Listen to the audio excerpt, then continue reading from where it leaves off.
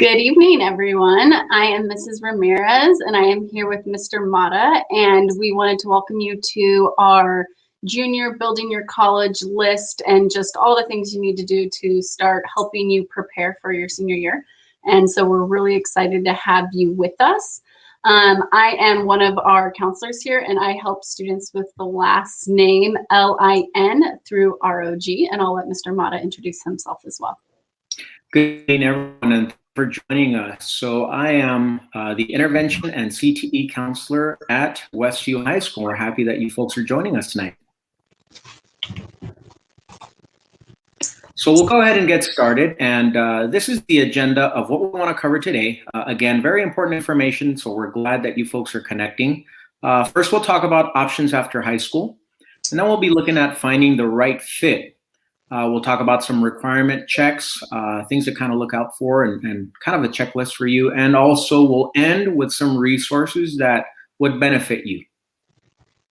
And then just one other thing I probably should have mentioned on the previous slide. This might be your first time doing a virtual presentation with us or on the StreamYard and you're looking at this through YouTube. You do have the availability to ask us questions throughout the presentation. We have another counselor, Ms. Ho, and Ms. Cudmore, who are assisting with doing questions on the YouTube. And so if you have a question, you can put it in the chat. And then also this presentation will be available for viewing afterwards. We'll post the slides along with the video will always be on this YouTube channel.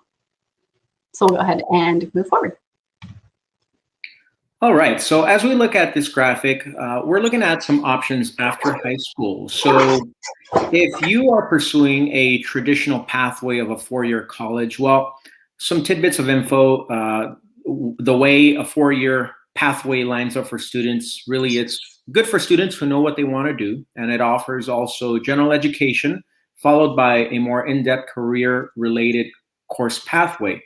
Now, there's also the option of a two-year college, and this is really good for the profile of student that wants to go to college, but is still exploring their options.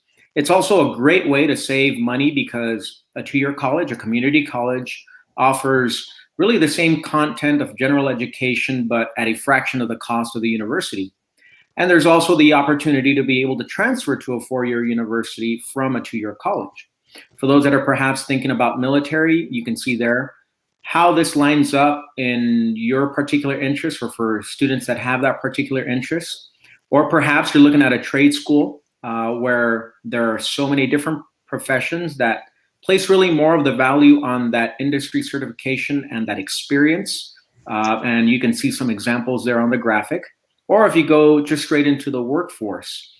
Another thing to really keep in mind is there's something called a gap year. And what a gap year really is kind of taking a gap within your transition from high school to college or to post-secondary options. And what it is, again, is to really gain more experience before committing to a particular career path and to learn some life skills to help you decide what you want to be and where you want to go. This is something that we always reiterate has to be done intentionally. There is a purpose for having a gap year, and it should be intentional, and it should really be a plan lined up beforehand. So perhaps a question that you might ask yourself is, how do I know what's right for me? And you're probably thinking, well, what lines up with my interests? How do I know this is the right pathway to choose? And really the answer, as you can see bolded there, is explore. This is where we look at what is available, what are your interests, your likes, what aligns with your interests and likes, and so on. So let's go ahead and explore that for just a few minutes. So what we always want to look at is what is the right fit, finding the right fit. So as you start to really refine your college list and plan on your post-secondary options, you want to consider the following factors: location. Where is it that you want to live the next few years? Cost. Can you afford this? Academics. Do they offer your major? Is there a particular program specialization that you have? You want to also look at the acceptance rates, the GPA, the test score, and the percentage of students that are accepted to the schools that you might be interested in. looking at grad rates, average student graduation rate, looking at housing costs, the student life. This is also very important. Perhaps not a lot of people pay attention to this, but this is actually a very important aspect of the choice that you make is what activities do you want to be involved in? What are community opportunities that are available with that particular campus that you have in mind? Is this a place where you want to immerse yourself? Also looking at the different activities that they offer. Do they offer those activities in your major, or is there a particular program specialization in that school and why you're choosing to go to that school? So again, it's really more about looking at what's the right fit for you. So the next thing we're going to kind of talk about is what a student profile can look like, and how when you're applying to colleges, a lot of students, especially throughout high school, they take on lots of activities and really just are trying so hard to be able to fit to be accepted into a college. And so we really want to help students and their families broaden their perspective in applications, in how they approach what they're doing in high school, and then how they're presenting themselves and selecting the colleges or their post-secondary plans. And so this is just a sample student resume. It could be any student, could be your student, or your student might have higher or more activities than this, and they might have less, and that's okay. But what we really want to show is that every student, you know, they're going to have their GPA. So for this one, we're using a student with a 3.0 GPA. They did score 1,200 on their SAT. They are a president of a club on campus. They speak another language, and they've done some community service hours. And so that this is not going to be uncommon on many students' applications when they're applying and colleges are reviewing them. But what are the different attributes of your student? Are they a performer, an athlete? Maybe they're a first-generation college student. Maybe they really care about civics, civil service, and doing and helping their community. Maybe they want to be an engineer. Maybe they have natural leadership qualities. So what are those natural attributes that stand out about your student and how they connect to their values of why they are choosing the activities and different things that you see showing up on their resume? Why did they choose the classes and the advanced coursework that they did? Did they choose it because it had a purpose to them, or because they thought it would help them get into one particular school? And then more than that, what are their dreams? Every student has a different goal when they are living their life as an adult. Do they want to be an entrepreneur? Maybe they want to be a physical therapist, a teacher, an accountant, doctor, firefighter. Depending on what their plans are, that is going to show up as different colleges or post-secondary plans. And so not every student should be applying to these same schools. Often we see students applying to the same schools over and over again, and then disappointed in the outcomes. And so really wanting to show that students, everybody is different. And so your college lists and your post-secondary plans should look different too, or why you're choosing to apply to certain schools should match up to your values and align. So one example on that other list, if you wanted to be a teacher, do you know if your school even offers a credentialing program? Many schools that offer education offer a 5th year that you can tie into your education, and then you naturally can graduate a year later with your teaching credential and go into your profession.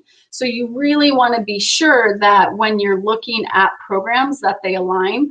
Another example that one of our counselors often gives is when she was applying to schools, she wanted to major in psychology, and she looked at one school's requirements for the psychology major, and it was a lot more brain study and the scientific background of psychology, where she cared more about the social emotional side of psychology and realized that wasn't the program for her, even though the school might have been deemed something that more prestigious, but it wouldn't have been the right fit for her had she gone to that school, and she wouldn't have gotten the outcome that she wanted. So you really want to look at what the programs are that the school offers and how it's a better fit for you.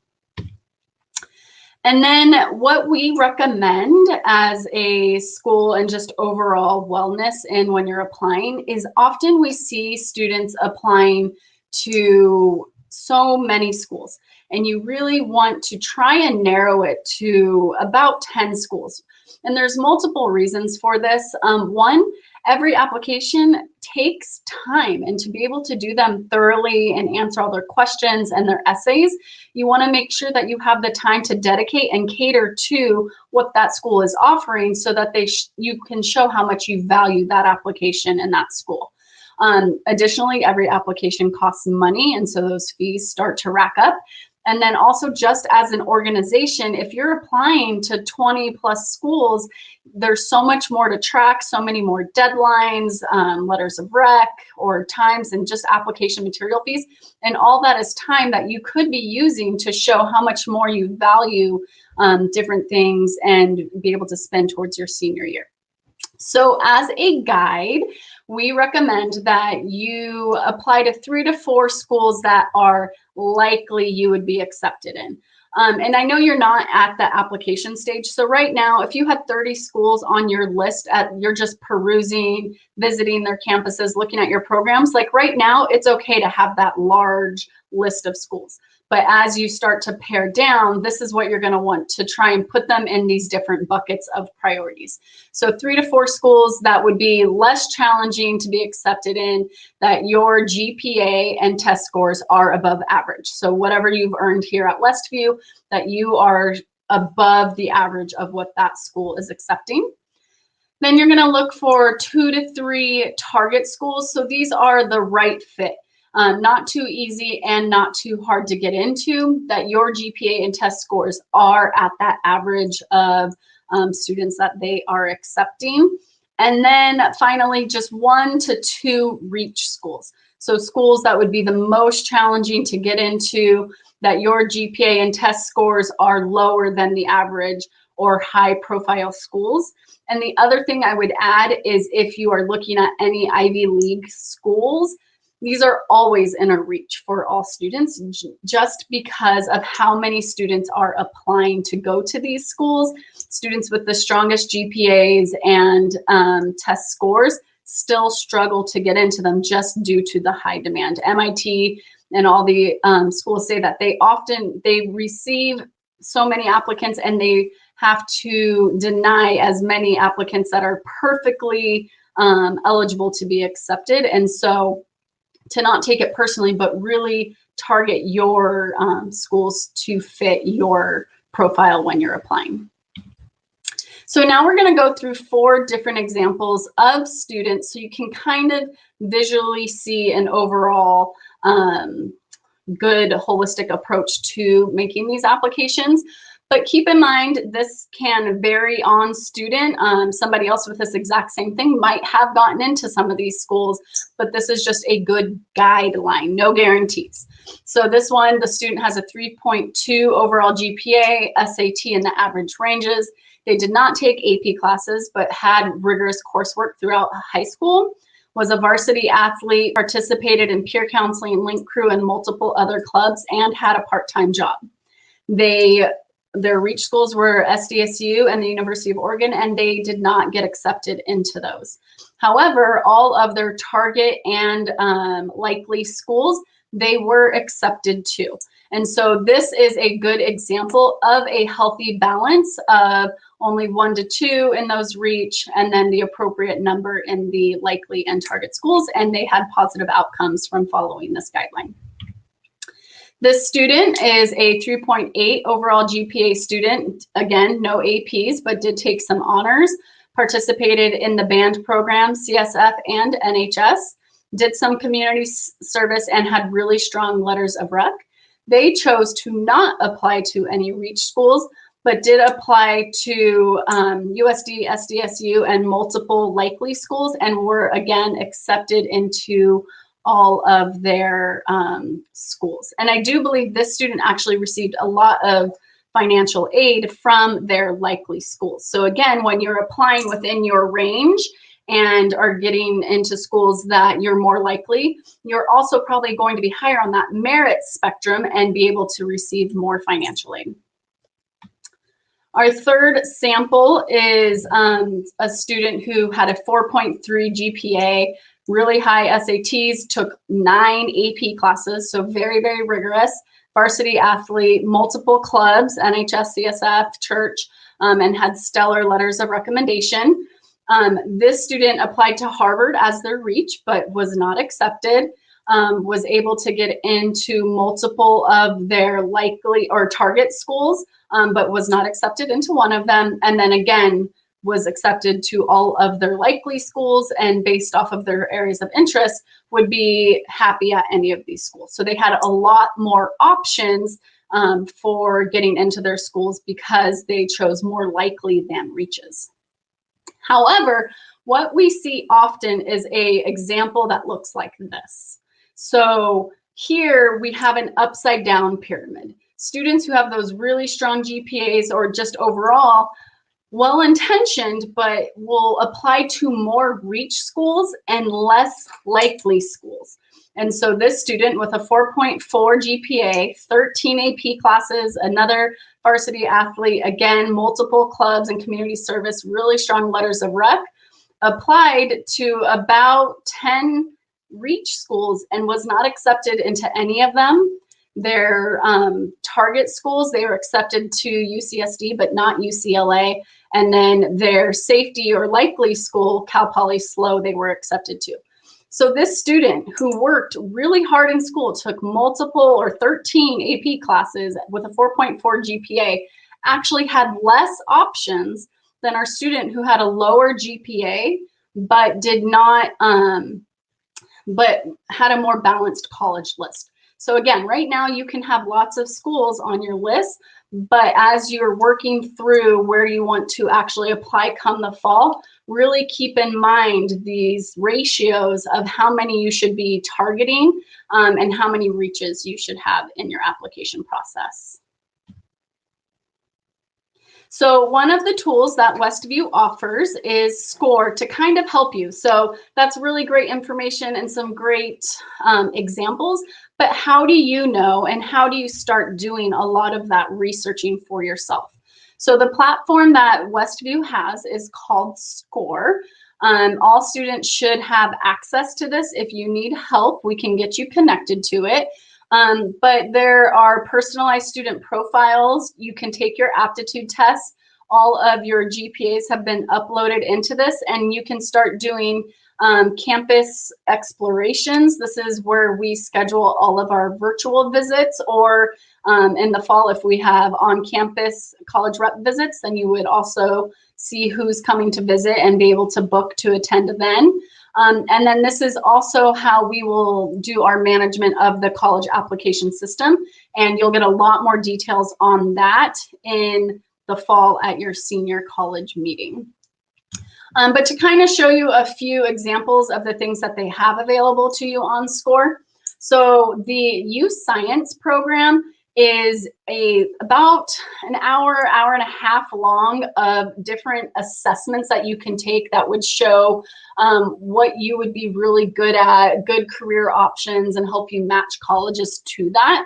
However, they break it down into chunks of like 5 to 15 minute different assessments, but they go through all of these different types of assessments. So you can kind of break them down and take them individually. The other option that is on SCOIR is what we call scattergrams. So this is Westview data that is up to date. And you can, if you were to go to, I believe this is Cal State San Marcos's information, but any college, you can see where students who have applied were accepted to the school, not accepted, waitlisted, or deferred. And you can see what their test scores and GPA ranges so that you can kind of see for yourself if you are in the right area of students who are being accepted and know if that is an option for you. And then also on there, you can see who's coming to visit. This slide is a little blurry, but it would be on your front screen of your student profile to see up-to-date information on who's coming to visit in the fall. So the next thing we're going to go through, Mr. Mata is going to help go over our different requirements so that you can know how to prepare for what is coming in the fall and make sure that you are prepared for whatever plans you have in the future.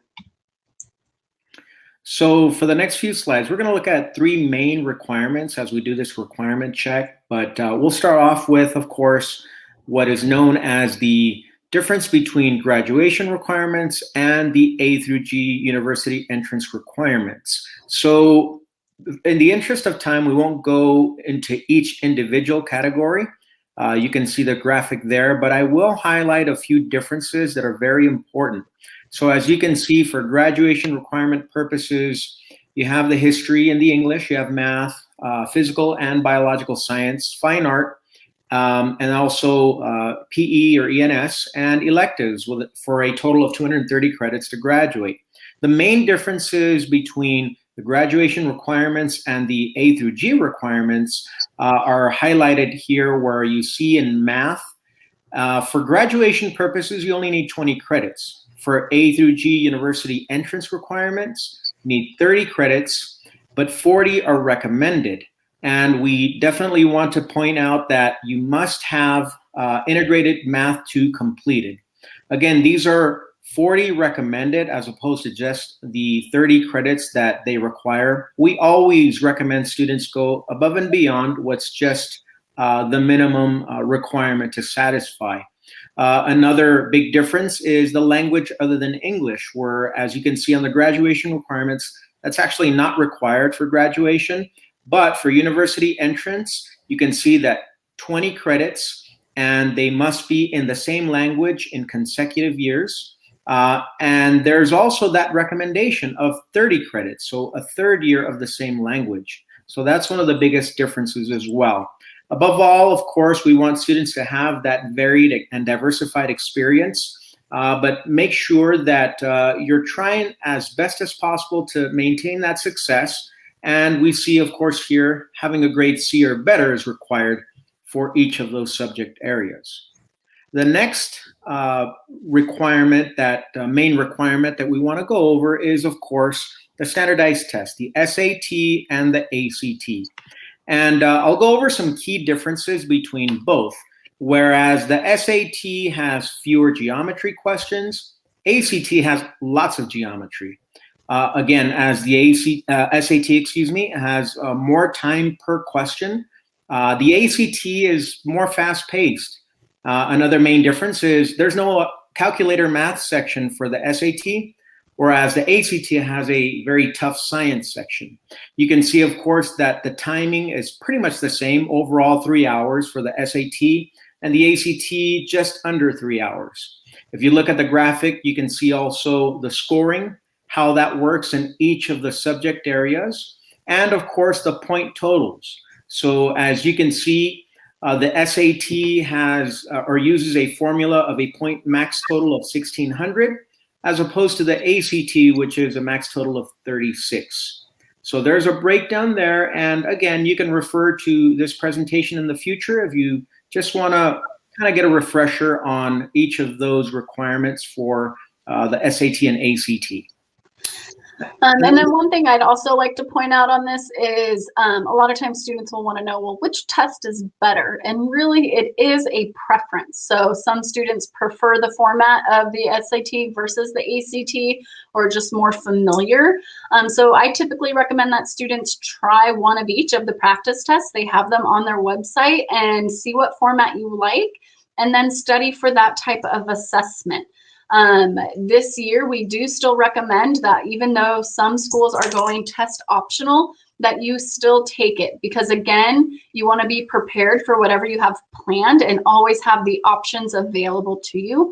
And so if you don't take the test or one of these exams, you might be closing off options for some school that you might not have yet heard of, but does still require the assessment, or sometimes the financial aid is tied to these. And so I know some students have had difficulty taking the test currently, but you have quite a while still to take these assessments. Typically, they accept scores up through December of your senior year, just as long as they receive the scores while your application is still under review. So you don't need to panic if you haven't been able to take the test the last 2 months. There's still opportunities available to you to be able to have your student take this test or one of these 2 exams and see how you do, and take it again if necessary. And we know that there's a lot of questions regarding the SAT and ACT. We always recommend please refer to your that particular school that you're interested in website to see what the requirement is for the following year. Finally, we want to look at letters of recommendation. And we want really to provide some guidance in regards to when you request those letters of rec. You look at these three categories, of course, speaking to your academic and personal strengths. So your letter has to really just speak to that area, speak to those areas rather of strength. And also a recommendation of who writes the letter, typically a 10th or 11th grade teacher. And also think of classes where you were able to shine, where you were able to stand out. When? Basically the timeline is most teachers don't really begin until the fall. And then counselors, of course, will be letting you know when this process starts for all seniors coming into the fall at our senior meeting. And then the last part is how. So every teacher is different. Make sure you ask them. Of course, we are assuming that you will reach out to teachers who you've been able to develop and build a relationship with. Create a brag sheet. We'll be able to provide you folks just a resource for how to create a brag sheet that will highlight your contributions at Westview, your applied learning, your work ethic, and other highlights about you as a person. So again, these are the three general areas as we do this requirements check. And now we go back to Mrs. Ramirez. So next we want to talk about how COVID has impacted admissions for you and your students. This has been almost half of their high school career. It was the end of their sophomore year and almost the entirety of their junior year, and hopefully things will continue to open up, but it has made an impact on admissions, and we want to help you navigate what that might look like. So overall, admissions has had to completely reevaluate their process. Schools completely did make changes on last year, what their SAT requirements were, how they were evaluating students in that entire process, which is an overall positive thing, I think, for students, because admissions has had its standard way of doing things for so long. They really got an opportunity to look at what is working and what's not. So that is the positive for you, in that they might be more open to ways to accepting students. But also it does mean that there are going to continue to be unknowns that we will be navigating together. And so I just always recommend you consult back to your counselor at Westview so that any up-to-date information we have, we try to make available to students and try and stay on top of it.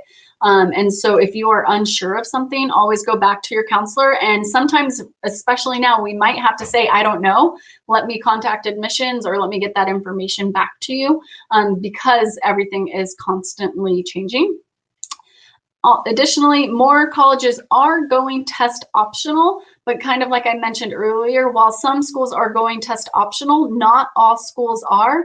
And some schools are originally said we were going to be optional, but now we would like the test. So as a safety and just to be prepared, you may still want to take that exam. Our recommendation is that you still take the college entrance exams, just so that if you were to choose a school, you had that opportunity available to you. And one example would be, I had a senior just email me this week. Unfortunately, he did not get into any of the schools he originally applied to. And those schools might have all been test optional, but now he's applying to schools that have rolling admissions, and they may want to see his test scores should this be next year. And so you want to make sure that you have all the information available to be able to apply to a school. And then just other things to consider is a lot of you had way less opportunity and access to extracurriculars, but then again, that helps you become more authentic in your voice when you're writing your essays about why you chose the programs that you did, or how did you have to adapt to be able to still participate in the things that you really truly cared about, because you weren't stretched out too thin and trying to do every club that was available. And then it also gives colleges the opportunity to get a deeper interest and more diverse student body. So while it may seem that things are really unsure, I actually think it will play more favorable to the student body in doing a more holistic review of students and seeing what true interests are, and for students' overall well-being and mental health, to really look at what truly matters to them instead of signing up for every single opportunity around just to try and get into the best college available. So we have a lot of resources on this slide, and I'm going to kind of do an overview of what each of them are. On the bottom are the 3 main application hubs that students use. So it's the links to the latest information regarding Cal State applications, the Common App application, which is for most private or out-of-state applications, but not all of them. And then the latest information regarding UCs for their admission cycle. Then the next row are a lot of exploration tools. So SCOIR, again, that is our Westview application where you can explore colleges, you can do all those interests that Mr. Mata talked about earlier. So if you know you want to major in, let's say, art, and you want to stay in California in a private school, you can put in all of those options, and then it will go in a list so that you can start comparing what do these actually look like for my student, how much is the school going to cost me, what is the average graduation rate, things like that.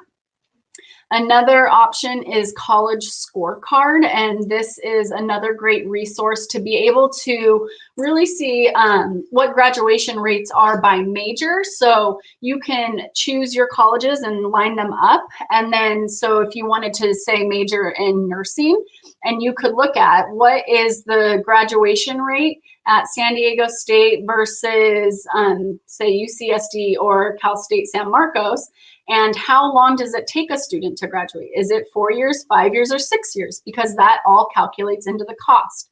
Or what is the retention rate? If my student, son or daughter, goes to UC Irvine, what is the likelihood that they will return the next year? Because often, or sometimes, students go to schools, it's not a great fit, and they no longer stay at that school. So retention rate, again, matters on these schools. And then how much student debt does the average student graduate with? And so it's a really great tool to compare all of those. And then the OneNet Online is a great resource if you're not sure what type of career you want to go into. There's some strength profilers there, but you can also see what are the future in-demand jobs and industries to kind of see where you would be a good fit for what is coming, to ensure that when you graduate, there's a career waiting for you, and not just, I have a degree, but I have no way to apply it into the marketplace. And then at the top are the FAFSA and WUI. So the FAFSA is your free application for federal student aid. You're going to want to fill this out to see if you qualify for grants, loans, and other student financial aid. And then additionally is the WUI, and that is the Western Undergraduate Exchange, which is an agreement among 16 different states to provide cheaper or in-state tuition, so that you're not paying that full out-of-state tuition fee that typically goes when you go out of state. So there's tons of information in these 8 links.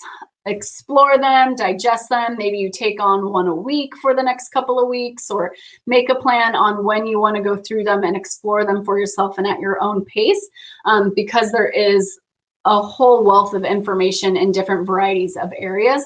And so sometimes it really helps to make a list of what you're actually looking for and what information you need, and then determining what resource to go to find that information. If you are unsure, you can always, again, ask your counselor, and we can help guide and direct you on where the best starting place is for where you're currently at in your exploration. So this is our college application timeline, just kind of a guide for you to see where things are coming up, where they're at. So for testing, typically there's tests offered in the spring, summer, and senior year. Again, you're going to want to take that final test by December. And then your typical AP exams, many of you are probably preparing for that currently. And then from now all the way through your college application season, you're going to be exploring colleges, majors, programs, everything you're looking for through our SCOIR tours. This summer, if you get a chance to do campus visits, that would be great. However, there are really great virtual campus visits that you can do through SCOIR, and there's another website, Ms. Ho, if you could put that in the chat so people could have access to it. It's where you can explore the college visits and just get a feel for the campus. And then there's also, in your senior year, we will be offering workshops and open labs to assist seniors through their applications. And then we have tons of college reps who typically come through the Wolverine Center and represent their campus. And that's a great opportunity for you to meet a college rep, ask your questions, and then especially if it's one of those reach schools or high demand schools, when you are visiting with them, they'll remember and recall you when they're reading your applications. And so it's just a really good opportunity to put a face to an application. So we really recommend you do those. And then start applying to scholarships now. We send out the counseling scholarship newsletter where students can apply for scholarships, and then also start organizing any of your finances. So if you have saved for college, making sure you know where all those documents are. You'll need your taxes when you start doing the FAFSA application. So a lot of paperwork, a lot of organization in the coming year as you go through the college application season. And then you'll begin applying. So some college applications open over the summer, and you can start filling out that basic background information, begin working on your essays. But typically from summer through December, end of November is when most college applications are due. And then we start advertising and helping students through the community college process, if that's the route you're going, in the beginning of the new year. So this is just kind of a guideline. And then additionally, I talked about the senior workshops. So we typically host weekly workshops for seniors. In years past, they were offered on late start mornings. This year, we did them on evenings so that families could attend together virtually. When we plan, we will take into consideration, we have not yet planned for how these will be offered, but more information will be coming. But so, you know, there will be a parent and senior meeting that will go over, again, lots of details of how to do your letters of rec, how to use the SCOIR management tool for your applications, doing the Common App and all of that. So there will be a wealth of information there. We also help with, we do a refining your college list. So it's very similar to this presentation, but a little more in depth of narrowing it down. And then also the college application basics. So how to properly fill out the CSU, UC, and Common App applications for Westview, because there's some nuances with the 4x4 schedule that really makes an impact on filling out your applications correctly. We also host letter of recommendation appointments where we're able to answer questions and help with anything with your applications. We offer open labs to review your applications before you submit them. We have the college visits and then the community college information nights as well. So lots of ways to help guide you and your seniors through their college applications. So if you ever need help, please don't hesitate to reach out and ask, and we likely have a resource available for you. We love helping our seniors through this process. We know it's tricky and that there's a lot to navigate. So if we can help, we are happy to do it. And that concludes the majority or our presentation. And so if you guys have any questions that weren't answered or popped up more commonly in the chat, we would be happy to assist. Ms. Ramirez, can you talk a little bit about the SBAC and what we know so far about it and why it would be important for students to take it if we do offer it this year? So the SBAC is the California required test for juniors, and we highly recommend that students take it. I know it can help set like some of your minimum standards of where you start in your coursework in college, but we do not know the details yet of when it will be offered at Westview. Today I was in a meeting. We know it will not be offered in April, so if it's offered, it will be in early May. But we're also trying to fill out a waiver to not have students take it this year. So that's kind of where we're at with it. In general, Go ahead, Mr. Martin. I was just going to add that in general, it's considered or called the Smarter Balanced Assessment, but we also know it as CASP under that acronym CAASPP. Definitely go to the caaspp.org website. You'll get plenty of information. Again, because we still don't have that much information as to how we're going to roll it out at Westview specifically. Since we do have a captive audience, we do encourage you, if we do roll it out, to please take the exam. It does factor into some of the things you might apply for in senior year, like your biliteracy seal application. Students do have to have that if we do offer it. So just encouraging you to if we do. And more information will be sent out if that time comes. Other than that, I didn't see any other consistent questions. I think we answered most of them in the chat. And yeah. Well, thank you everybody for coming. All right, thank you so much. And this video is available for you to watch again. And I'll put a link again to the actual PowerPoint presentation in the comments right now as well. So thank you. Thanks, have a good night. Good night, everybody.